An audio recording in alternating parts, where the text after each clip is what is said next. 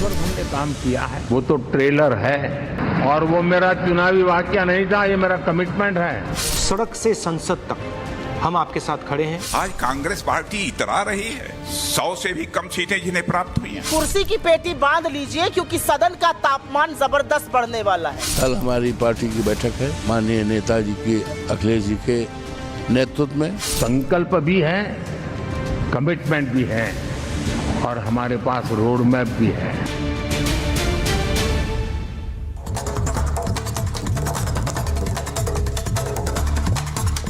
नमस्कार, महाभारत देख रहे हैं आप। मैं हूं आपके साथ अनामिका पांडे। महाभारत में आज बात करने वाले हैं संसद के शुरू होने वाले सत्र की बात करेंगे। दरअसल प्रधानमंत्री नरेंद्र मोदी ने तीसरी बार शपथ ली और उसके बाद अब कल संसद का पहला सत्र शुरू होने वाला है।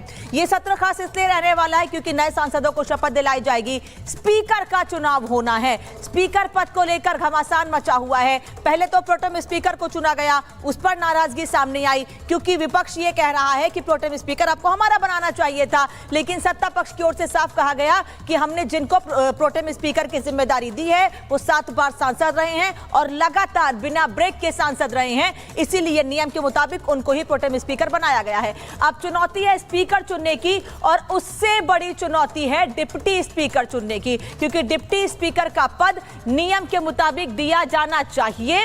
यह पद नियम के मुताबिक विपक्ष को दिया जाना चाहिए, लेकिन तैयारी जो सूत्र बता रहे हैं, तैयारी यह है कि सरकार यह तैयारी कर रही है कि अपने ही सहयोगी यानी एनडीए के किसी अपने सहयोगी को डिप्टी स्पीकर का पद दिया जाए। सूत्रों से यह खबर मिल रही है, अभी कोई पुख्ता जानकारी इसको लेकर नहीं दी गई है। लेकिन वहीं दूसरी ओर विपक्ष ये कह रहा है कि अगर हमको डिप्टी स्पीकर का पद खुले तौर पर नहीं दिया गया तो हम स्पीकर के चुनाव का भी विरोध करेंगे। लेकिन उससे पहले आपको बता देते हैं कि मोदी 3.0 का पहला टेस्ट कल है। 3.0 का पहला टेस्ट कल है और कल से शुरू होने वाले अगले 10 दिनों में क्या क्या होने वाला है संसद के भीतर। कल से 18वीं लोकसभा के सत्र का आगाज होना है, जिस पर सबकी नजरें टिकी हुई हैं। 24 जून से 3 जुलाई तक 10 दिनों तक यह सत्र होगा, जिसमें 2 तारीख को प्रधानमंत्री नरेंद्र मोदी लोकसभा को और 3 तारीख को राज्यसभा को संबोधित करेंगे। पहले 2 दिन 24 और 25 जून को सांसद शपथ लेंगे। इन सांसदों को, जो नए सांसद चुने गए हैं, इनको शपथ दिलाई जाएगी। 2 दिन का वक्त रखा गया है इसके लिए। 26 को स्पीकर का चुनाव होना है, जो सबसे खास है और हमने आपको वॉल में दिखाया भी था कि 26 जून का दिन कितना महत्वपूर्ण है। कमिंग सून है सत्र, लेकिन उससे पहले 26 जून का दिन कितना महत्वपूर्ण है। मोदी 3.0 का संसद में यह पहला बड़ा टेस्ट होने वाला है। सरकार बनने के बाद संसद के भीतर यह पहला बड़ा टेस्ट है। लोकसभा अध्यक्ष को लेकर कशमकश लगातार जारी है क्योंकि विपक्ष अपने दावे कर रहा है, सत्ता पक्ष ने पत्ते नहीं खोले हैं, लेकिन यह तय है कि स्पीकर को लेकर पूरी तैयारी कर ली गई है। कई बैठकें हुई हैं। बीजेपी फिर अपना स्पीकर बनाना चाहती है, केवल नाम का ऐलान करना बाकी है। कौन होगा यह साफ हो जाएगा। एनडीए में स्पीकर के नाम पर लगातार मंथन किया जा रहा है। राजनाथ सिंह के घर पिछले दिनों बैठक हुई थी, उस पर लंबी चर्चा की गई थी और उसमें एनडीए के तमाम नेता भी मौजूद थे। डिप्टी स्पीकर पद न देने पर विरोध करेगा इंडी, हमने पहले भी आपको बताया, और तैयारी इसकी इंडी गठबंधन की ओर से पूरी तरह से कर ली गई है। प्रोटेम स्पीकर पर विरोध के साथ हंगामा शुरू करने की तैयारी कर ली गई है कि प्रोटेम स्पीकर का पद आपने हमको क्यों नहीं दिया। इसको लेकर भी हंगामा करने की तैयारी है विपक्ष की। कल 10 बजे संसद में विपक्ष का विरोध प्रदर्शन भी है। समझिए, तीसरी बार सरकार बनने के बाद नरेंद्र मोदी की कल पहला दिन है संसद का, लेकिन क्योंकि इस बार विपक्ष मजबूत है और ज्यादा पिछले बार के मुकाबले, इसलिए तैयारी सुबह 10 बजे विरोध प्रदर्शन की कर ली गई है। पीठासीन बनने से 3 विपक्षी सांसदों ने साफ इनकार कर दिया है क्योंकि वो अपनी नाराजगी इसके जरिए जाहिर करना चाहते हैं प्रोटेम स्पीकर को लेकर। प्रोटेम स्पीकर के सपोर्ट के लिए इन सभी लोगों को नियुक्त किया गया था पीठासीन को, लेकिन तीनों ही विपक्षी नेताओं ने अपने नाम इससे वापस ले लिए हैं। तो इस तरह से स्थिति तस्वीर बन सकती है इस पूरे मामले में। वहीं दूसरी ओर सत्ता पक्ष का यह कहना है कि जनता ने हमको चुना है, हम जनता के हित के मुताबिक काम करेंगे। और जहां तक स्पीकर पद की बात है, स्पीकर पद को लेकर तैयारी सत्ता पक्ष ने कर ली है और तैयारी यह भी है कि डिप्टी स्पीकर का पद भी अपने या सहयोगी के पास रखें, लेकिन विपक्ष को ना दिया जाए। लेकिन विपक्ष को नहीं देने पर पूरी तैयारी विपक्ष की भी है। अब आपको बता देते हैं कि विपक्ष के विरोध के बीच रक्षा मंत्री ने क्या बयान दिया है। 2 टूक रक्षा मंत्री राजनाथ सिंह ने कह दिया है। राजनाथ सिंह ने कांग्रेस को आईना दिखाया है। 100 से कम सीट वाली कांग्रेस इतरा रही है, राजनाथ सिंह कह रहे हैं। देश भर में 64 करोड़ वोट पड़े हैं, हमें ज्यादा वोट मिले हैं। वो ये कह रहे हैं कि बीजेपी को 23.59 करोड़ से ज्यादा वोट मिले हैं, यानी जनता ने हमको और सिर्फ हमको अपना समर्थन दिया है। कांग्रेस को 13.67 करोड़ से ज्यादा वोट मिले हैं। एनडीए के पक्ष में कुल 40% वोटिंग हुई है, ये कहना है राजनाथ सिंह का। और हमें जनता हमेशा से हमारे कामों को सिर आंखों पर रखती आई है। बीजेपी को 240, कांग्रेस को 99 सीटें मिली हैं। जाहिर तौर पर बीजेपी सबसे बड़ी पार्टी बनकर उभरी है। एक बार फिर से इस चुनाव में इससे इनकार नहीं किया जा सकता है। ईवीएम लोकतंत्र विरोधियों को राजनाथ की लताड़, उन्होंने साफ लताड़ लगाई है ईवीएम पर सवाल उठाने वाले और विरोधियों पर। भारतीय लोकतंत्र की ताकत को दुनिया ने सराहा है और हमने देखा भी था पिछले दिनों की दुनिया के अलग अलग देशों से यह बात सामने आई थी कि भारत काबिले तारीफ है जो इतनी बड़ी आबादी में आराम से शांतिपूर्ण तरीके से ईवीएम से चुनाव होता है और जनता का जो मैंडेट होता है उसे हर कोई स्वीकार करता है। और इसका स्वागत, इसका समर्थन सभी लोगों ने किया था। यही बात राजनाथ सिंह ने भी कही है और विपक्ष को साफ कहा है कि जनता ने वो मैंडेट आपको नहीं दिया है जो हमको दिया है। जिसके लिए जनता ने हमको चुना है उसके लिए हमारी जिम्मेदारी जनता के लिए है, जवाबदेही जनता के लिए है। इसीलिए हम जनता के लिए ही काम करेंगे। तो अब कल से संसद का सत्र शुरू होने वाला है। क्या हंगामा रहने वाला है, क्योंकि कई ऐसे मुद्दे हैं जिन पर विपक्ष सरकार को घेरने की तैयारी कर रहा है, जिसमें सबसे बड़ा मुद्दा इस वक्त नीट का है, पेपर लीक का है। और राहुल गांधी कह भी चुके हैं कि हम इस मुद्दे पर छात्रों के साथ हैं, अभ्यर्थियों के साथ हैं। वहीं दूसरी ओर कांग्रेस के नेता अलग अलग बयानबाजी करके ये इंडिकेशन दे रहे हैं कि इस बार संसद के भीतर क्या करने वाले हैं। क्या वैसे ही हंगामा होगा, बड़ा हंगामा होगा, या शांतिपूर्ण तरीके से संसद सत्र को चलने देंगे? ये तमाम सवाल उठ रहे हैं, इस पर जवाब लेंगे। हमारे साथ मेहमान जुड़ेंगे, लेकिन उससे पहले इस रिपोर्ट को देखिए कि इस बार संसद सत्र में क्या होने वाला है। विपक्ष ने क्या तैयारी कर रखी है सरकार से सवाल पूछने की।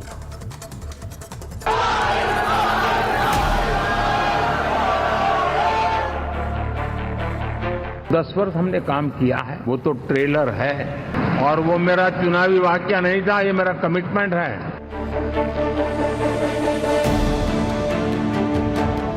तैयार हो जाइए सियासत के सबसे नए सीजन के लिए।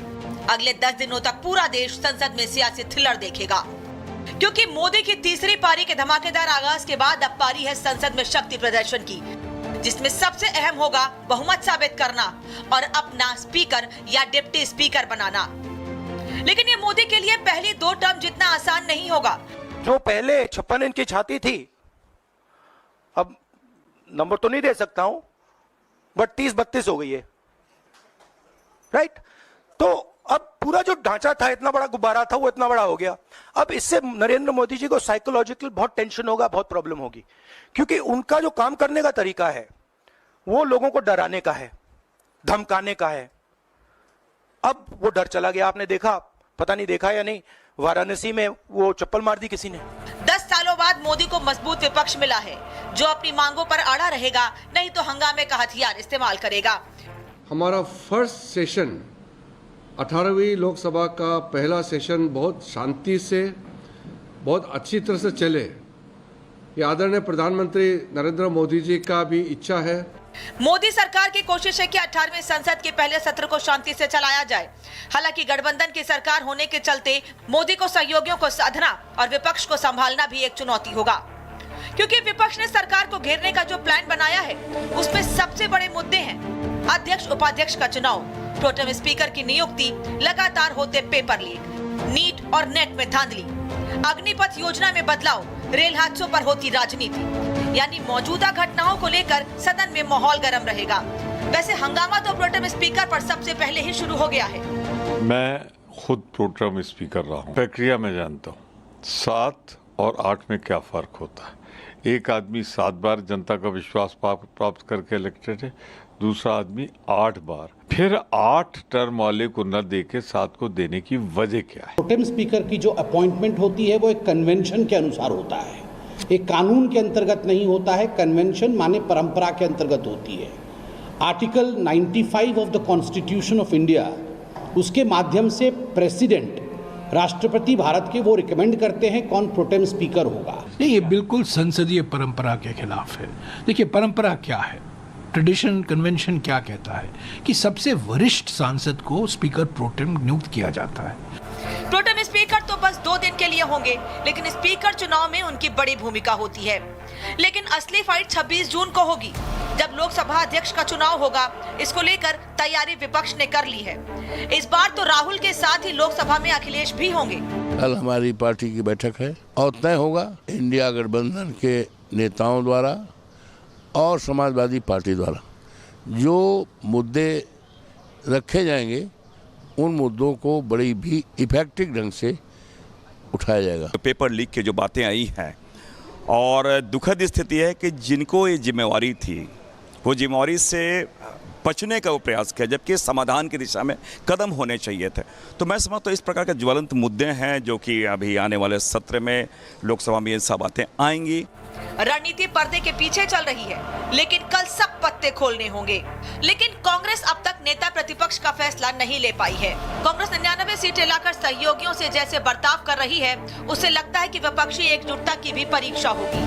आज कांग्रेस पार्टी इतरा रही है 100 से भी कम सीटें जिन्हें प्राप्त हुई हैं। दुनिया के दूसरे देशों के राजनयिकों से भी बराबर टेलीफोन पर भी हम लोगों की बातचीत होती रहती है। सभी ने भारत के लोकतंत्र के सामर्थ्य को सराहा है। टीम मोदी कॉन्फिडेंट है। सत्ता पक्ष ने स्पीकर का नाम तय कर लिया है, बस ऐलान बाकी है। लेकिन एनडीए सरकार का इम्तिहान तो फ्लोर पर होगा। तो आंकड़ों में पिछड़ा विपक्ष क्या फिर हारेगा या हंगामे का हथियार चलाएगा? Bureau report, Republic Bharat. तो संख्या बल के हिसाब से विपक्ष इस बार मजबूत है, इससे इनकार नहीं किया जा सकता है। और उसके पहले भी सरकार के फैसलों पर विपक्ष सदन के भीतर सवाल उठाता रहा है, सरकार को घेरने की कोशिश करता रहा है। और इस बात क्योंकि मजबूती से विपक्ष अपनी बात रखने के लिए तैयार है, तो सरकार के सामने कितनी बड़ी चुनौती है, इस पर चर्चा को आगे बढ़ाते हैं। हमारे साथ मेहमान जुड़ रहे हैं। परिचय करा दूं आपका, सरदार आरपी सिंह, प्रवक्ता भारतीय जनता पार्टी के मेरे साथ जुड़ रहे हैं। समीर चौगांकर साहब, वरिष्ठ पत्रकार मेरे साथ जुड़ रहे हैं। श्याम सुंदर सरन जी जुड़ रहे हैं, स्पोक्स पर्सन है हम के बिहार की पार्टी, सांसद हैं इनके जीतन राम मांझी, जिनको मंत्री भी बनाया गया है केंद्र सरकार में।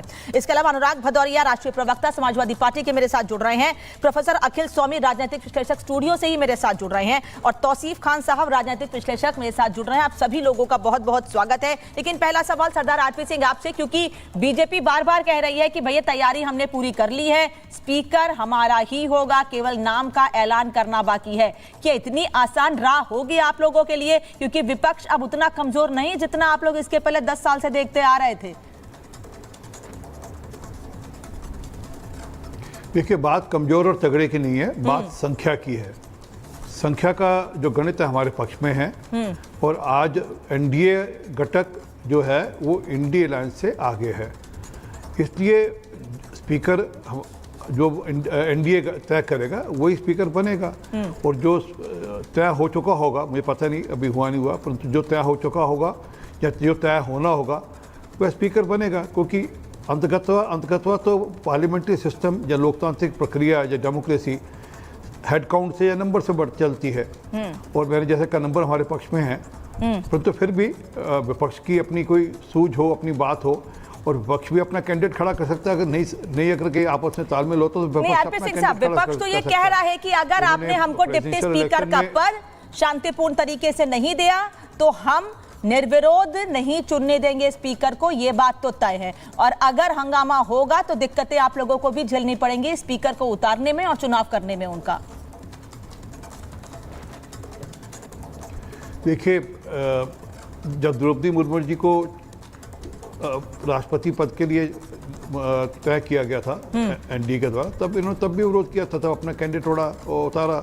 अब भी इनको अधिकार है, विरोध कर सकते हैं, सब कुछ कर, कौन रोक सकता है इनको, इनका अधिकार है। परंतु मैं वापस रिपीट करता हूँ, लोकतांत्रिक प्रक्रिया में हेड काउंट कितने हैं, नंबर कितने हैं, कितने सिर हैं, कितने सांसद हैं, इसी पर सारी बात है।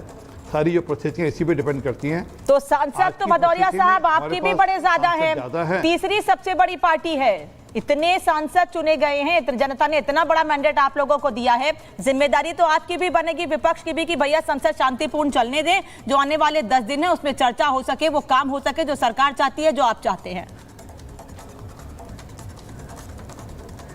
देखिए, भारतीय जनता पार्टी और एनडीए की सरकार, तो एनडीए की तो नहीं बोलेंगे, भारतीय जनता पार्टी, एनडीए की सरकार तो जो उनके घटक दल हैं वो तो ठीक हैं, भारतीय जनता पार्टी के सदस्य और भारतीय जनता पार्टी की सरकार अगर चाहेगी तो सदन अच्छी तरह से चलेगा, क्योंकि ये संविधान का सम्मान करें, लोकतंत्र का सम्मान करें, जनता के मैंडेट का सम्मान करें, जनता के मुद्दों का सम्मान करें, तो कोई दिक्कत नहीं है। क्योंकि हम लोग तो जनता से चुने हुए लोग हैं, जनता की मानने वाले लोग हैं, संविधान और न्यायपालिका को मानने वाले लोग हैं। भारतीय जनता पार्टी संविधान और लोकतंत्र पे यकीन कम करती है। अगर यकीन करती तो ये हम आप डिबेट ही नहीं कर रहे होते। वो कहती है हाँ ठीक है, प्रतिपक्ष भी मजबूत है इस देश के अंदर में, उनका डिप्टी स्पीकर होने दीजिए, क्या दिक्कत है? आपके मन में चोर नहीं है तो क्या दिक्कत है? अगर ये भी कह देते कि स्पीकर भी आप बना लो तो क्या दिक्कत है भाई? अगर आपके मन साफ होगा, आपके अंदर किसी प्रकार का आपको अगर पार्लियामेंट के अंदर में कोई ऐसा बिल नहीं लाना है जिससे आपको दिक्कत हो, अगर अन्याय नहीं करना है तो आपको तो चिंता नहीं होनी चाहिए।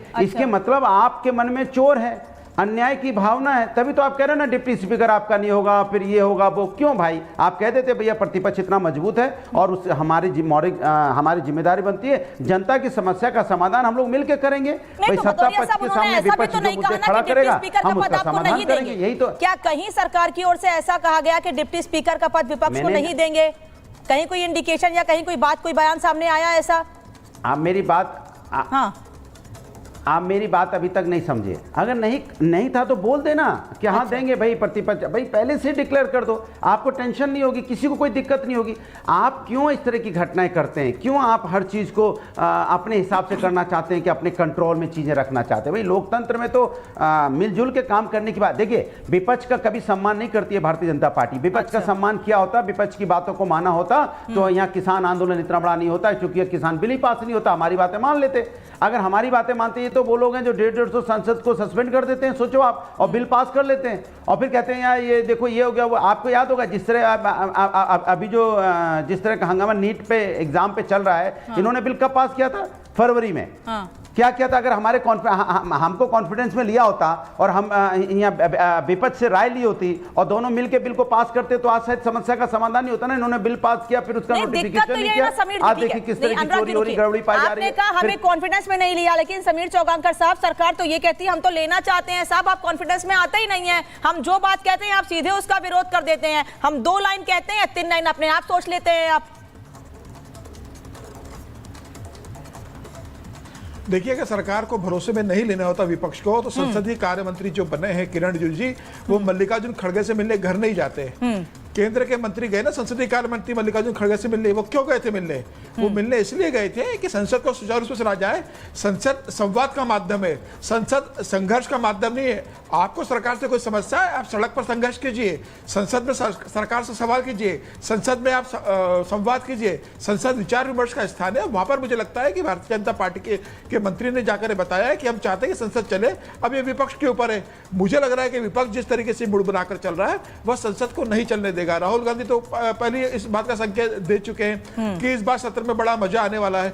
अब राहुल गांधी को संसद न चलाकर मजा आता होगा तो वह पूरी देश की जनता देखेगी।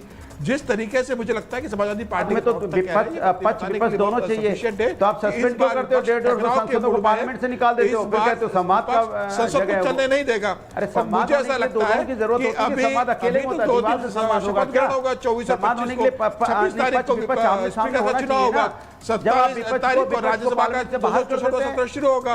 उसके बाद प्रधानमंत्री मोदी अपनी कैबिनेट से संसदों को अवगत कराएंगे। राष्ट्रपति का दोनों संबोधन होगा। नहीं, ऐसे बोलेंगे नहीं समझ आएगा। रुक जाइए सर। भदौरिया जी, डॉक्टर भदौरिया और समीर जी, अगर ऐसे नहीं, ऐसे डॉक्टर भदौरिया बोलेंगे बीच में तो समझ में नहीं आएगा। प्रोफेसर स्वामी, मैं समीर जी की बात को ही आगे बढ़ाऊंगी कि आप तो पहले ही ये संकेत दे रहे हैं कि हंगामा होगा, क्योंकि सुप्रिया शिनेत सीधे सीधे कह रही हैं कि कुर्सी की पेटी बांध लो, संसद का तापमान बढ़ने वाला है। क्या मतलब है इसका? अभी तो शुरुआत भी नहीं हुई है। मतलब वही बात हो गई कि सर अभी कोई आगाज हुआ नहीं है, कोई तैयारी हुई नहीं है, आप हंगामा करने के लिए पूरी तरह तैयार हैं। देखिए, हंगामा तो होना चाहिए। क्यों होना चाहिए? इस समय देश के बच्चों के साथ, युवाओं के साथ, किसानों के साथ, हर वर्ग के साथ जिस प्रकार से अत्याचार हो रहा है, इस देश के अंदर लोकतंत्र है, विश्व का महानतम लोकतंत्र है, बिल्कुल होना चाहिए। सत्ता पक्ष को 1 मिनट चैन से नहीं बैठने देना चाहिए। 13 महीने से मणिपुर में आग लगी हुई है, जम्मू एंड कश्मीर में आतंकी आक्रमण हो रहे हैं, बच्चे सड़क पे हैं, उनके माँ बाप सड़क पे हैं, माएं अपने बच्चों को रात में अपने साथ सुला रही हैं कि आत्महत्या न कर लें। डिप्रेशन में है देश। इस समय अगर शांति होगी, ये मरघट की शांति होगी। मुझे मरघट की शांति नहीं चाहिए। मुझे ऐसा चाहिए कि लोकतंत्र में विपक्ष भी शांत ना बैठे, सत्ता पक्ष भी साथ ना बैठे। मेरे बच्चों के साथ, मेरे देश के किसानों के साथ एमएसपी की गारंटी दीजिए उनको। आप देश के अंदर जो आपने जीएसटी बढ़ाई हुई है एग्रीकल्चरल इनपुट्स पे, उसको कम कीजिए। प्रोफेसर स्वामी, आपने कहा देश डिप्रेशन में है। आपने कहा देश डिप्रेशन में है। 4 जून को सर, 4 जून को आप हमारे साथ थे। 4 जून से पहले आप हमारे साथ बैठे हुए थे। आपने इस पर चर्चा की है। मतलब आपको लग रहा है कि पूरे देश ने जो इस बार वोटिंग की है, नई सरकार चुनी है, विपक्ष को इतना मैंडेट दिया है, विपक्ष को मजबूत किया है, डिप्रेशन में वोटिंग हुई है क्या? यूजीसी नेट आप कह रहे हैं देश डिप्रेशन में है। नीट का पेपर लीक हो रहा है, पीजी नीट का पेपर लीक हो रहा है, हर जगह पेपर लीक हो रहे हैं। इलेक्शन के बाद की घटना, और माननीय मोदी जी योगा कर रहे हैं। हटा दिया है। अरे माननीय मोदी जी को बताना चाहिए। अच्छा। लोकसभा के अंदर कमेटी बना दी है इसके ऊपर, खड़े होकर एक एक प्रश्न का जवाब देना चाहिए। सर, जो प्रोसेस है वो नहीं कंप्लीट होना चाहिए। नहीं, जो प्रोसेस है वो नहीं करना चाहिए। नए सांसदों को शपथ मत दिलाएं, स्पीकर का चुनाव मत करें, राष्ट्रपति का अभिभाषण मत हो, राष्ट्रपति को थैंक यू नहीं बोला जाए, ये प्रोसेस नहीं होना चाहिए। सर, अगले 10 दिन तो इसके लिए हैं। इसमें ना कोई प्रश्नकाल है, इसमें ना कोई चर्चा होनी है, इसमें सिर्फ और सिर्फ प्रोसेस कंप्लीट होना है। इसीलिए 10 दिन का ये सत्र बुलाया गया है। प्रोसेस बहुत देख लिया हमने जीवन में। आज आप तो नियम के हर वर्ग परेशान है महंगाई से और बेरोजगारी से। अच्छा। आज बेरोजगारी, ये देश का लोकतंत्र है, वो देश का सबसे बड़ा मंदिर है संसद। सर, तो प्रक्रियाएं अलग हैं और देश की समस्याओं देश के मंदिर की प्रक्रिया शुरू होने से पहले जो पूजा अर्चना, जैसे हम पूजा पाठ मंदिर में करते हैं, वही प्रक्रिया तो होनी है सर।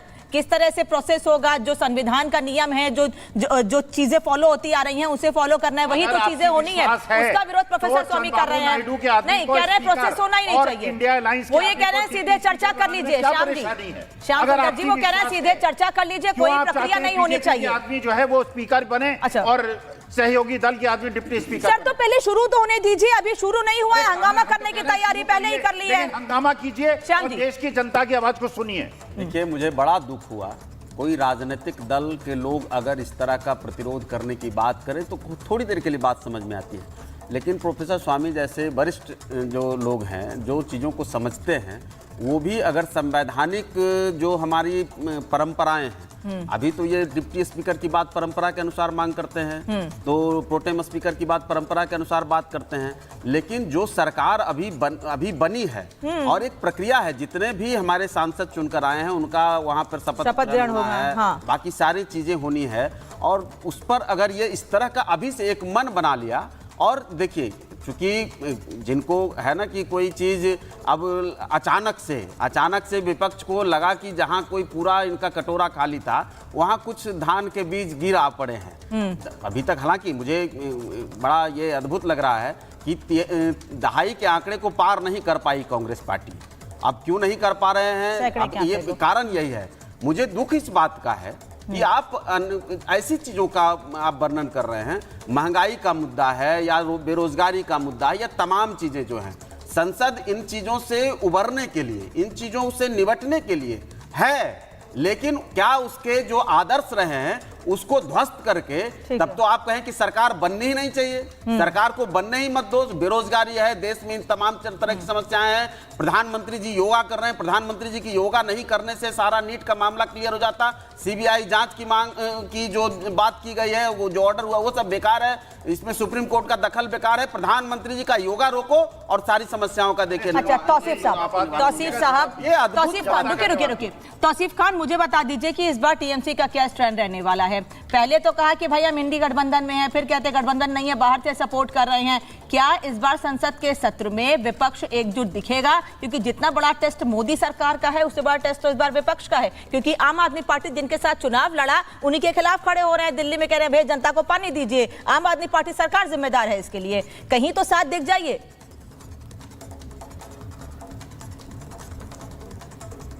मुन्ने मुन्ने मत भिन्ना है। तौसीफ साहब, आवाज नहीं आ रही मुझे। तौसीफ साहब की थोड़ा आवाज बढ़ाइएगा। बेल भी दे दिया है। देखिए, जहां तक ममता बनर्जी की बात है, बोलिए सर, बोलिए। आवाज आ रही है? जी बोलिए। आवाज थोड़ा सा बढ़ा दीजिए। हाँ, तो आपने बात की आम आदमी पार्टी की। देखिए, अरविंद केजरीवाल को तो कोर्ट भी अब बेल दे रही है और कोर्ट भी ये कह रही है कि ईडी के पास कोई डायरेक्ट प्रूफ नहीं है कि जो प्रोसीड्स ऑफ क्राइम है उससे अरविंद केजरीवाल का कोई कनेक्शन है। और यहाँ तक कि कोर्ट ने ये भी मुझे लग रहा है मेरा सवाल नहीं सुन पाए। ईडी जो है वो बायस्ड है अरविंद केजरीवाल के। तो देखिए, विपक्ष जो है वो हमेशा है। तौसीफ खान, आप शायद मेरा सवाल नहीं सुन पाए। मैंने बोला कि टीएमसी का इस बार संसद के भीतर क्या स्टैंड रहने वाला है। टीएमसी के नेता कह रहे हैं, ममता बनर्जी ये कह रही हैं कि हमने सरकार के लिए लिस्ट तैयार कर रखी है, किन किन चीजों पर हमको विरोध करना है। पहले ये तो बता दीजिए कि आप गठबंधन के साथ हैं या नहीं हैं?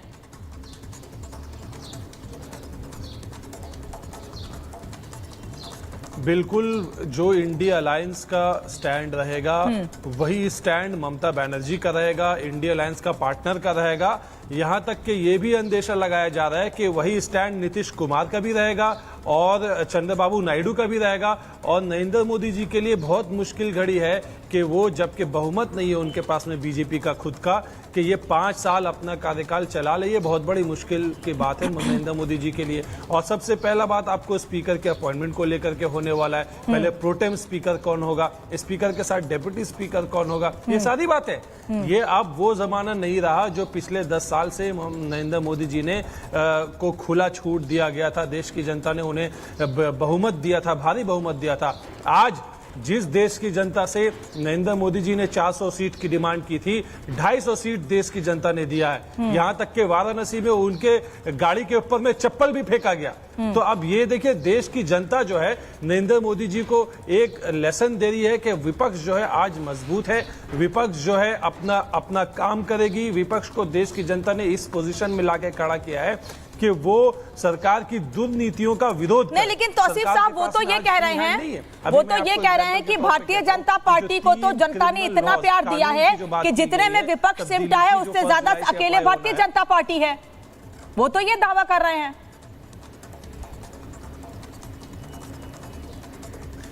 भाई, इतना 10 साल से पावर में रहे, सबसे ज्यादा पैसा बीजेपी के पास में। भाई, ईडी, सीबीआई, इलेक्शन कमीशन सब बीजेपी के हाथ में, उसके बावजूद वो 250 में सिमट गए जो 400 का दावा करते। तो देश की जनता ने प्यार दिखाया है। नहीं, ये हथियार तो नहीं चले हैं आपके। आप लोगों ने जो अपने आप को बेचारा दिखाने की कोशिश की है। एक तरफ आप ये कह रहे हैं कि हम बेचारे हैं, सरकार हमें परेशान कर रही है, फिर आप कह रहे हैं सरकार पावरफुल है, ईडी सीबीआई का इस्तेमाल करती है और उसके बाद भी हम जीत गए हैं, उसके बाद भी हमको जनता ने इतना समर्थन दे दिया है। तो सर, ये हर बार अपने आप को बेचारा दिखाने की कोशिश मत कीजिए ना। एक तरफ चलिए कि आपने कितनी मजबूती से अपना चुनाव लड़ा है और इस बार संसद में कितनी मजबूती से विपक्ष सरकार को घेरने वाला है। हाँ, जल्दी से बोलिए अपने सरदार आरपी सिंह। देखिए, फैक्ट है कि दिल्ली हाईकोर्ट में जब अरविंद केजरीवाल का बेल पिटीशन का हियरिंग चल रहा है तो दिल्ली हाईकोर्ट ने ऑब्जर्व किया है कि ईडी बायस है, उनको अरेस्ट करके दिखा गया, कोई डायरेक्ट कनेक्शन। अरे जब ये एकता इतनी यहाँ दिखा रहे हैं सरदार आरपी सिंह, जो बात तौसीफ खान कह रहे हैं, मैं उससे पूरी तरह से सहमत हूँ। मैं तौसीफ खान की बात से इस बात पर सहमत हूं कि आप लोगों को विपक्ष को साथ लेकर चलना चाहिए और इस बार जनता ने ये बता दिया है कि विपक्ष मजबूत होना चाहिए। अगर थोड़ी और सीटें मिलती तो वो सरकार बनाने की स्थिति में होते, लेकिन चुनौतियां आपके सामने, इससे इनकार नहीं किया जा सकता। सवाल आपसे पूछूंगी, बड़ी खबर इस बीच आ रही है। दिल्ली के मुख्यमंत्री अरविंद केजरीवाल ने सुप्रीम कोर्ट में अर्जी दाखिल की है, जमानत पर रोक के खिलाफ याचिका लगाई है। दिल्ली हाईकोर्ट के फैसले के खिलाफ अर्जी दाखिल की है, अर्जी लगाई है। ये सुप्रीम कोर्ट से कल सुनवाई की मांग भी की गई है। बता दें आपको कि एवेन्यू कोर्ट से अरविंद केजरीवाल को राहत मिल गई थी, लेकिन हाईकोर्ट ने रोक लगा दी थी, जिससे अरविंद केजरीवाल बाहर नहीं आ सके हैं और इसीलिए अरविंद केजरीवाल ने सुप्रीम कोर्ट का रुख किया है और कल यानी सोमवार को ही सुनवाई की मांग की गई है। सरदार आरपी सिंह, तौसीफ साहब के सवाल का जवाब दीजिएगा। देखिए, खान साहब कैसी हर छोटी बात करते हैं। वो देश के प्रधानमंत्री जी पर किसी पागल आदमी ने कोई चप्पल फेंकी हो, उसको लेकर वो ये मानने कि विपक्ष बड़ी मजबूत स्थिति में आ गया है। अगर ये इनके पैरामीटर्स तो भगवान की मदद करे। परंतु क्या है कि एक पंजाबी में कहावत है, उसको कहते हैं डांची का थुन। ऊँटनी जब रेगिस्तान में से चलती है तो उसका थुन लटकता है, लोमड़ी पीछे में चलती है सोचकर कि अभी गिरेगा मांस का टुकड़ा है, वो टुकड़ा गिरता है नहीं। ऊँटनी रेगिस्तान पार कर लेती है, लोमड़ी वहीं की रह जाती है। तो इसी प्रकार इनकी स्थिति है। इनको अभी तक ये नहीं समझ आ रहा कि मैंडेट मोदी जी को मिला है, मैंडेट एनडीए को मिला है। हमको सरकार चलाने का आशीर्वाद दिया लोगों ने, इनको विपक्ष में बैठने का आशीर्वाद दिया है, तो विपक्ष की भूमिका की तरह भूमिका निभाएं। ये आज भी इसी चक्कर में कि शायद इनकी सरकार बन जाएगी, हाँ शायद अलायंस टूट जाएगा। ये नीतीश बाबू जी के घर गए थे, उनके दरवाजे गए थे, नीतीश बाबू जी ने मना कर दिया, दरवाजा इनके मुंह पे मार दिया। चंद्रबाबू नायडू जी को भी डोरे डालने की कोशिश कर रहे होंगे। तो ये नहीं समझ रहे कि ये अलायंस प्री पोल अलायंस है, ये अलायंस कोई चुनाव के बाद का अलायंस नहीं है। और ममता बनर्जी ने तो स्पष्ट कहा था कि मैं इनके साथ हूँ या नहीं हूँ ये तय करना है, मैंने अभी तय करना है कि मैं इनके साथ रहूँगी, जिनके साथ नहीं रहूँगी। ठीक है। और किस बात की विपक्ष की बात करें, आम आदमी पार्टी ने तो आज झंडा, ये आज खड़े हैं आम आदमी पार्टी के साथ। जरा कांग्रेस पार्टी को समझाए ना कि आम आदमी पार्टी के साथ चलें। इनके आम आदमी पार्टी कांग्रेस के जो पंजाब के जो लीडर ऑफ अपोजिशन है बाजवा साहब, वो तो कह रहे हैं कि मैं सरकार गिरा दूंगा, 32 एमएलए मेरे पास। मतलब डॉक्टर भदौरिया ये कह रहे हैं, और दिल्ली में आरपी सिंह साहब कह रहे हैं कि आप मौका लपकने की, आप मौका लपकने। एक सेकंड जल्दी बोल लीजिए। हाँ। और कांग्रेस के नेता ने तो शिकायत दर्ज करी थी आम आदमी पार्टी के खिलाफ, केजरीवाल साहब के खिलाफ, दोनों के खिलाफ, कि इन्होंने 100 करोड़ का घोटाला किया। सुप्रिया सेन ने, जिनका आप नाम ले रहे थे, जब भी जहाँ अजय माखन, जहाँ बाकी इनके जितने प्रवक्ता है, पवन खेड़ा, सबने कहा था कि घोटाला है और ये बिल्कुल पक्का घोटाला है, और उसी को चलते हुए शिकायत दर्ज करी। यही सवाल तो डॉक्टर भदौरिया है मेरा। आप मौका लपकने की फिराक में हैं, आरपी सिंह कह रहे हैं, लेकिन पहले इंटैक्ट तो हो जाइए, क्योंकि ये एग्जाम आपके लिए भी है, चुनौती आपके लिए भी, कि कैसे विपक्ष एकजुट होकर सरकार को घेरेगा, सरकार से सवाल पूछेगा, जो तैयारी आप लोगों ने कर रखी है। देखिए, एक चीज मान के चलिए, राष्ट्र के मुद्दों पे, देश के मुद्दों पे हम सब एक हैं हमेशा।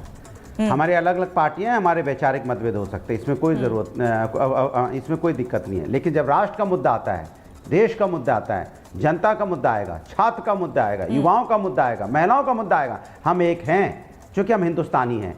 हिंदुस्तान को के लोगों की रक्षा करना, उनको न्याय दिलाना मेरी जिम्मेदारी है। लेकिन भारतीय जनता पार्टी की तरह नहीं है। कोई न्यायपालिका से अगर आदेश अगर केजरीवाल के पक्ष में आ गया, तो इन्होंने उस न्यायपालिका को ट्रोल करना शुरू कर दिया। जज साहब को ट्रोल कर रहे हैं, शर्म नहीं आती भारतीय जनता पार्टी के लोगों को? आप न्यायपालिका पे उंगली उठाते हैं।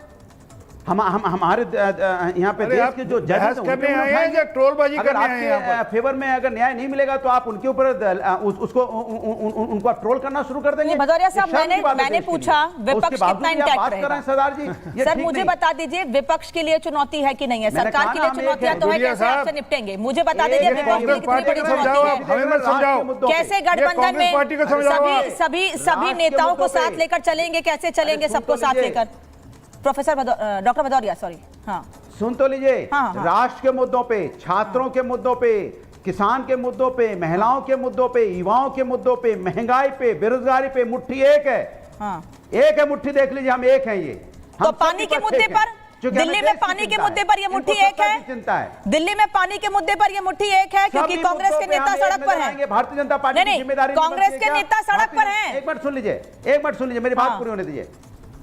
अरे सुन तो लीजिए, बोलिए ना, सुन तो रहे हैं। तो हम जनता के भले के लिए है ना। ये हम अगर सड़क पे हैं तो जनता के भले के लिए है। अच्छा। अगर कोई सड़क पे है तो जनता के भले के लिए। मतलब आपकी गठबंधन वाली सरकार जनता का भला नहीं चाहती है? पार्टी की तरफ से अपॉइंट नहीं है क्या? जिस गठबंधन में आप हैं, उस गठबंधन के नेता, उसके मुख्यमंत्री, हम एक है, उसके मंत्री, उसका कैबिनेट दिल्ली की जनता का भला नहीं चाहता है। पानी, सुन तो लीजिए, पानी कौन मांग रहा है? पानी कौन मांग रहा है? आम आदमी पार्टी भी पानी मांग रही है, कांग्रेस भी पानी मांग रही है। कह रही पानी दो, हरियाणा से लाइए, पानी दिलाइए। पानी के मुद्दों पे हम अपनी मांग कर रहे हैं। वो कह रहे हैं घोटाला हुआ है जल बोर्ड के अंदर। भारतीय जनता पार्टी थोड़ी है, झूठे कांग्रेस वाले कह रहे हैं घोटाला हुआ। वो कह रहे 600 करोड़ मुनाफे की दी थी हमने। चलिए, हम बात पानी की नहीं कर रहे हैं, हम कल संसद सत्र की कर रहे हैं। पानी पर पहले बात कर चुके हैं, आगे भी बात करते रहेंगे। जनता के मुद्दों पे अनशन पे बैठी है ना ये मुद्दे। समीर जी, ये मुद्दे वहां का जनता का मुद्दा उठा रहे कांग्रेस वाले। ये मुद्दे वहां क्यों गायब हो जाते हैं जहां पर सही मायनों में मुद्दे उठाने चाहिए, जहां सही मायने में साथ आना चाहिए? राजनीति करनी है इसलिए साथ आ रहे हैं, प्रधानमंत्री बनाना है अपने नेता को इसलिए साथ आ रहे हैं। आपकी सरकार है, बोलिए कि दिल्ली वालों को पानी, रुकिए समीर चौहान, पानी मांगे। डॉक्टर मदनी रुक जाइए, समीर जी क्या यहाँ पे देखिए मुझे लग रहा है विपक्ष को देखिए, इसमें कोई दो राय नहीं, विपक्ष को पहली बार एक बार ताकत मिली है। अखिलेश यादव 37 सांसदों के साथ पहुंचे हैं, तृणमूल कांग्रेस के पास 29 सांसद है, कांग्रेस के पास 99 सांसद है। तो इसमें कोई दो राय नहीं कि विपक्ष को 19 से ज्यादा सीटें मिली और विपक्ष 2014 और 2019 की तुलना में बहुत मजबूत है। भारतीय जनता पार्टी भी इस बात को समझती है, लेकिन विपक्ष को अगर जन समर्थन अगर मिला है तो वो बेहतर विपक्ष की भूमिका निभाए। 5 साल उन्होंने विपक्ष में रहना है, वो जनता के मुद्दे की बात करे, संसद में चर्चा करे, संसद में संवाद करे, संसद में सरकार को घेरने का काम करे। उन्हें लगता है कि जनता के हित के कोई काम नहीं हो रहा है तो सरकार को कटघरे में करे, सरकार से प्रश्न पूछे। लेकिन मेरा विपक्ष यह कहना है कि वो संसद को बाधित ना करे, संसद को ऐसी स्थिति उत्पन्न न करे कि जो 2019 में हमें देखनी पड़ी थी, जब लोकसभा स्पीकर को मजबूरी में 100 से ज्यादा सांसदों को बाहर करना पड़ा था। मुझे लग रहा है एक रचनात्मक विपक्ष की लेकिन समीर जी इस बार इतना आसान नहीं होगा। मुद्दे उठाना, अगर आपको कोई बिल पास कराना है और सांसदों को बाहर कर दीजिए, अब वो स्थिति नहीं होगी ना। इस बार तो बहुत मजबूत है विपक्ष। नहीं, लेकिन बहुमत सरकार के पास है सारे। देखिए बिल्कुल इसमें कोई दो राय नहीं, लेकिन एनडीए के पास पूर्ण बहुमत है। और अभी तो सिर्फ भारतीय जनता पार्टी और एनडीए की बात नहीं कर रहा हूं, ऐसे दल भी है जो भारतीय जनता पार्टी को समर्थन करेंगे। वाईएसआर कांग्रेस के 4 सांसद अभी जो है वो समर्थन देने वाले, राज्यसभा में उनके 11 सांसद है जो समर्थन देंगे। तो मुझे लग रहा है कि भारतीय जनता पार्टी और एनडीए के पास पूरा बहुमत है, तो सारे बिल आराम से पास करेंगे, सारे बिल आराम से पास करेंगे। लेकिन यूसीसी जिस पर सरकार बड़ी मजबूती से अपनी बात रखी रही है, उस पर कैसे चंद्रबाबू नायडू की पार्टी को साथ लेकर आएंगे, उसमें कैसे नीतीश कुमार को साथ लेकर आएंगे, ये भी तो चैलेंज होगा ना सर। जल्दी से बोलिए फिर प्रोफेसर स्वामी। निश्चित रूप से चैलेंज होगा। इसके अंदर वन नेशन वन इलेक्शन पे सरकार को चुनौती है, यूनिफॉर्म सिविल कोड पे सरकार को चुनौती आने वाली है। लेकिन प्रधानमंत्री मोदी इस बात को बेहतर तरीके से जानते हैं कि किस तरीके से सहयोगी दलों को साथ में लेकर चलना है। मुझे लग रहा है नीतीश कुमार और चंद्रबाबू नायडू पूरी तरह से भारतीय जनता पार्टी के साथ है। और यह हर मुद्दे पर साथ लाए सर, ये जरूरी नहीं है ना, हर मुद्दे पर साथ आए ये जरूरी नहीं है ना, क्योंकि हमने इसके पहले यूसीसी पर नीतीश कुमार का विरोध देखा है जब वो तेजस्वी यादव की पार्टी के साथ थे। प्रोफेसर स्वामी अपनी बात आप रखना चाहते हैं, लेकिन मेरा सवाल एक ही है, स्पीकर डिप्टी स्पीकर पे हल्ला मचा रहे हैं आप, नेता प्रतिपक्ष पे कोई बात क्यों नहीं कर रहे हैं? क्या मुहर लगेगी राहुल गांधी के नाम पर? देखिए, मैं एक चीज आज विपक्ष के नेताओं को भी चेतावनी देना चाहता हूं। हाँ। ये इस बार आपको अगर ज्यादा सीटें मिली हैं तो विपक्ष के नेताओं की वजह से नहीं मिली है, जनता ने चुनाव लड़ा है। मैंने चुनाव लड़ा है, मैं निष्पक्ष आदमी हूं और हिंदुस्तान की जनता ने चुनाव लड़ा है। जितनी निगाह हमारी सत्ता पक्ष के ऊपर है उतनी निगाह हमारी विपक्ष पे है। अगर आपने किसानों के मुद्दों में लड़ाई नहीं लड़ी, अगर आपने बच्चों के मुद्दों पे लड़ाई नहीं लड़ी, अगर आपने सत्ता पक्ष को मजबूर नहीं किया कि हर चीज का जवाब दे और हमारी समस्याओं का समाधान न करे, हम आपको भी माफ। सारी बात समझ गए प्रोफेसर स्वामी। नेता प्रतिपक्ष तारीख में हिंदुस्तान की जनता पिछले 10 साल में जितनी परेशान है, आज कोई एग्जाम ऐसा नहीं है मेरे बच्चों का जो लीक ना हो रहा, बच्चों को सरकारी नौकरी नहीं आपकी बात से टोटली एग्री हूं। इतने ज्यादा किसानों के रास्ते में कीले ठोकी जा रही हैं। मेरे सवाल का जवाब दीजिए सर। जनता ने सांसद चुना है, सांसद संसद के भीतर मुद्दा उठाएंगे, चाहे वो नीट का मुद्दा हो, फिर चाहे वो मणिपुर का मुद्दा हो, फिर चाहे वो महिला सुरक्षा का मुद्दा हो, सर ये सांसद उठाएंगे। ये सांसदों की जिम्मेदारी। मुझे बता दीजिए नेता प्रतिपक्ष कौन होगा? इतना हंगामा कर रखा है, डिप्टी स्पीकर, नेता प्रतिपक्ष तो चुन लीजिए पहले। ये भारतीय जनता पार्टी संसदीय दल की बैठक में क्या मोदी जी को नेता चुन लिया गया? एनडीए का नेता चुन लिया गया, बीजेपी ने अभी तक मोदी जी को नेता नहीं चुना है। अच्छा, और आप प्रश्न उठा रहे हैं प्रतिपक्ष का। अरे मोदी जी बीजेपी के संसदीय दल की बैठक में आरएसएस इनके अगेंस्ट है, इनके अगेंस्ट 150 मेंबर ऑफ पार्लियामेंट हैं। मोदी जी संसदीय दल में नेता नहीं। जिस दिन नतीजे आए थे उसके अगले दिन ही एनडीए ने अपना नेता चुन लिया था। नतीजे आने के अगले दिन ही नेता चुन लिया गया था नरेंद्र मोदी को। हुई है, बीजेपी संसदीय दल की बैठक नहीं हुई है। तो आप ये कह रहे हैं कि बीजेपी अपना नेता चुनती नहीं प्रधानमंत्री? अरे सर, मतलब आप तो पार्टी तोड़ने की बात कह रहे हैं सीधे। अरे सूत्र बता रहे हैं सर, बड़े कमजोर सूत्र हैं आपके। फिर मैं कहूंगी बड़े मजबूत चुनाव बड़े कमजोर सूत्र हैं आपके। फिर मैं कहूंगी भारतीय जनता पार्टी के संसदीय दल की बैठक हुई एनडीए के साथ। सुन लीजिए, भारतीय जनता पार्टी के संसदीय दल की बैठक हो चुकी है। स्वामी आपके सूत्र कमजोर है, ये साबित हो गया है। सुन लीजिए, समीर जी कह रहे हैं कोई बैठक नहीं हुई। सर अब किसकी बात मानू बता लीजिए। हमारे पास भी सर, हमारे भी कुछ सोर्सेज है, हमको भी सोर्सेज बताते हैं। आपसे मजबूत हमारे सोर्स, उन्होंने बताया मीटिंग हुई है और उस एनडीए में बीजेपी के नेता भी थे। सर बैठक हुई है, एनडीए की हुई है, बीजेपी से भी बातचीत हुई है।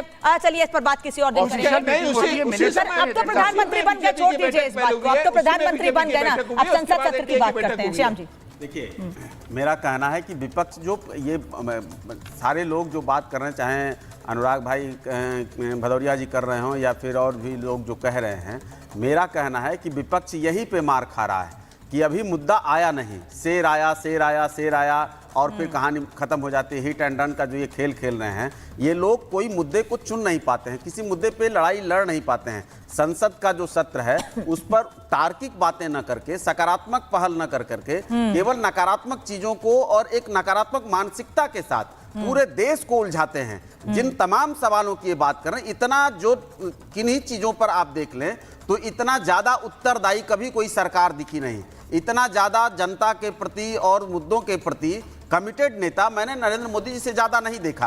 हर चीज का वो जवाब देते हैं। हाँ, अब ये जवाब जो चाहते हैं कि पहले की तरह केवल आकर बयान दे देना और काम कुछ नहीं करना, काम हो रहे हैं, चीजों को सामने लाया जा रहा है। सारी संस्थाओं को खुली आजादी है काम करने की, कोई तोता नहीं है, कोई रट्टू तोता नहीं है, ये जो कहेंगे वही करेगा। हर चीज पर पहल है और मेरी एक सलाह है, नेक सलाह है कि भाई देश को चलने दीजिए। देश को एक द्रुत गति से जो विकास की रफ्तार पिछले 10 सालों से चल रही है उसमें कोई गिरावट हम नहीं आने देंगे। और ये जो सिक्के का मतलब, अच्छा श्याम जी, ईमानदारी से बताइएगा, नहीं रुके, ईमानदारी से बताइएगा, अगर आपके नहीं अगर आपके नेता को, हाँ देखिए वो बात मैं आखिर प्रोफेसर स्वामी की बात से सहमत हूँ, और आज भी पुल टूटा है, उस आज भी पुल टूटा है और अधिकारी कह रहे हैं सर वो फेक है। सर वहां पर हमारे रिपोर्टर भी गए थे, वहां पर तस्वीर भी दिखाई थी उन्होंने बताया कि ये फेक है। कम से कम सोशल मीडिया पे मत जाया करिए सर, न्यूज चैनल देखा करिए, इसीलिए कह रहे हैं। प्रोफेसर जी को शायद इसका पता नहीं होगा कि बिहार में जिनकी बात ये करते हैं, लालू राबड़ी की सरकार में जितने पुल गिरे हैं, ठीक है, उस पर भी जांच हो रही, कार्रवाई हो रही है, लेकिन पूरे कार्यकाल में उतने पुल नहीं बनाए होंगे जितने पुल आज टूटने के लिए पुल बनाए हैं। लेकिन जनता अगर उस पे चले तो गिर जाए, गांव हैं, हादसे हो जाए, लाखों पुल बने, लाखों पुल बने। मैं कह रही हूँ बिहार की बात करिए, पुल बनते बनते टूट जाते हैं, बनते बनते गिर जाते हैं। खैर ये मुद्दा है नहीं हमारा आज का, लेकिन जहाँ जनता की बात होगी उस पर करूंगा। वही लल्ला थे तेजस्वी प्रसाद यादव जी, उस समय पथ निर्माण मंत्री थे, वही लल्ला थे जिनके कार्यकाल में वो आगवानी पुल टूटा और भी तमाम चीज, उस पर कार्रवाई हो रही है, उस पर जांच हो रही है। आप 20 साल पहले जांच। डॉक्टर भदौरिया आज का जवाब दीजिए। डॉक्टर भदौरिया, जवाब तो मैं आपको बता रहा हूँ। अब श्याम जी आप चाहते हैं कि नहीं, श्याम जी कह रहे हैं आप सकारात्मक चर्चा चाहते नहीं है, आप केवल नेगेटिविटी देखते हैं और नेगेटिविटी देखकर नेगेटिव माहौल बनाने की कोशिश करते हैं।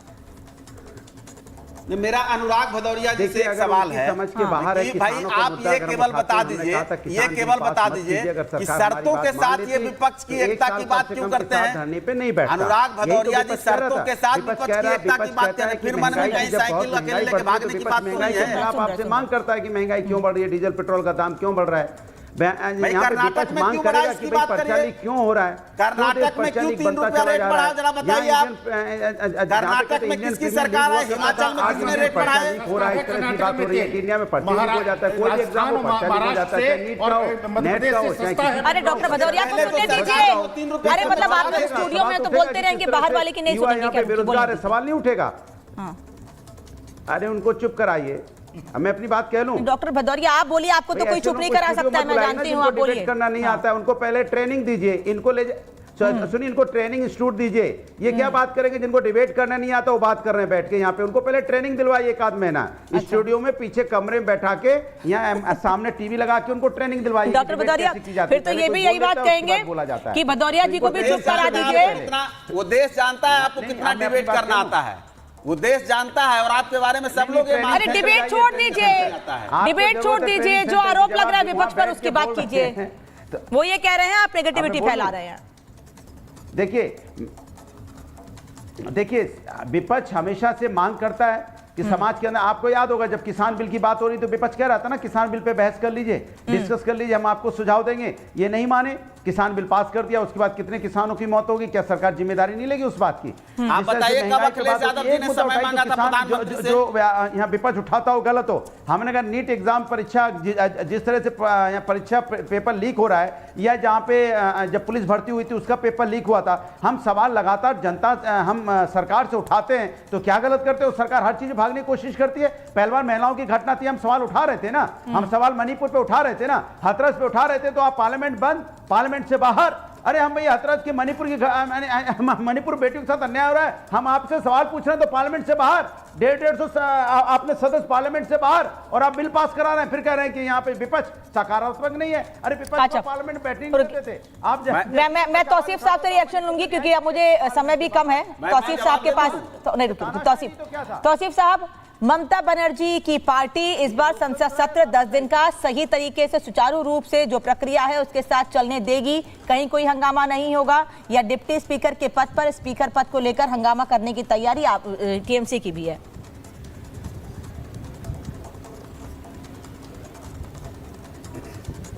देखिए, तृणमूल कांग्रेस के सांसद हमेशा से जो उनकी भूमिका रही है निभाते आए हैं। महुआ मित्रा हो, सुदीप बंदोपाध्याय हो, और भी बड़े बड़े नेता हैं, इन लोगों ने बहुत ही कारगर तरीके से अपोजिशन की भूमिका को निभाई है। और आने वाले दिनों में भी ममता बनर्जी का वादा है कि वो अपनी भूमिका निभाएंगे, और इसी वजह से ममता बनर्जी ने ऑलरेडी प्रधानमंत्री को पत्र भी लिख दिया कि जो 3 कानून जो 1 जुलाई से लागू होने की बात है, ट्रिपल क्रिमिनल लॉज में जो अमेंडमेंट की बात है, उसको लेकर के कि इसको रोक दिया जाए, अभी इसे लागू ना किया जाए क्योंकि इससे देश का सर्वनाश होगा। इस पे बहस होने की ज़रूरत है, स्टैंडिंग कमेटी को रेफर करने की ज़रूरत है, और सारे स्टेक होल्डर्स मिलकर के इसको बैठ कर, और इसी तरीके से और भी जो सरकार के पॉलिसीज रही है जिससे देश का नुकसान हुआ, उन सारे पॉलिसीज पे देखिए होता क्या है कि पिछले 10 साल का रिकॉर्ड ये रहा कि अपोजिशन अगर अपनी कोई बात कहना चाहता है, कानून को लेकर के कोई टिप्पणी देना चाहता है, तो उन्हें वो उठा करके मार्शल से बाहर भेज देते हैं, उन्हें सस्पेंड कर देते हैं। लेकिन आज अपोजिशन इस बार के साथ इस बार के इतना आसान नहीं होगा समीर जी, वही बात मैं भी कह रही थी। इस बार इतना आसान नहीं होगा कि आप मार्शलों का इस्तेमाल कीजिए और सांसदों को बाहर भेज दीजिए। मुझे लास्ट कमेंट चाहिए समीर जी आपका कि इस बार ताज तो जनता ने दिया है प्रधानमंत्री नरेंद्र मोदी को और एनडीए की सरकार बनी है, लेकिन ये ताज इस बार कांटों भरा ताज ना हो जाए, इसका सरकार को ध्यान रखना है, क्योंकि सरकार बनते के साथ ही कई चुनौतियां हैं। सबसे बड़ी चुनौती है पेपर लीक, और मैं खुद चुनाव में लोगों के बीच गई हूं, बेरोजगारी, जिस पर सरकार को सोचना है, और विपक्ष इस पर घेरने के लिए पूरी तरह से तैयार है सरकार को संसद में। देखिए, बिल्कुल विपक्ष प्रधानमंत्री नरेंद्र मोदी को सिर्फ विपक्ष को नहीं साधना है, प्रधानमंत्री नरेंद्र मोदी को नीतीश बाबू और चंद्रबाबू नायडू को भी साधना है। नीतीश कुमार किस तरह के पलटू राम रहे, किस तरीके से चले जाते हैं, सबको मालूम है। और चंद्रबाबू नायडू तो पहले एनडीए में रहे हैं, उसके बाद वो चले गए थे। तो मुझे लग रहा है कि इनके ऊपर भी नजर रखनी होगी, इन्हें भी प्रधानमंत्री मोदी को साधना होगा। चुनौती इस बार भारतीय जनता पार्टी के लिए आसान नहीं है। 10 साल पूर्ण बहुमत की सरकार चलाई है, इस बार गठबंधन की सरकार है। प्रधानमंत्री मोदी और भारतीय जनता पार्टी इस बात का विशेष ध्यान रखेंगे, लेकिन प्रधानमंत्री मोदी जिस तरीके से काम करते हैं देश के अंदर, मुझे लगता है उन्हें समर्थन मिलता रहेगा सहयोगी दलों का, एनडीए इंटैक्ट रहेगा और प्रधानमंत्री मोदी देश एनडीए इंटैक्ट रहेगा, विपक्ष इंटैक्ट रहेगा या नहीं रहेगा, ये मैंने भदौरिया साहब से भी जानने की कोशिश की, प्रोफेसर स्वामी से भी और तौसीफ साहब से भी। आप सभी लोगों का बहुत बहुत धन्यवाद जुड़ने के लिए, समय देने के लिए। महाभारत में इतना ही, कल से सत्र शुरू हो रहा है, उम्मीद करते हैं प्रक्रिया अच्छे से चलेगी और जनता के मुद्दे उठेंगे।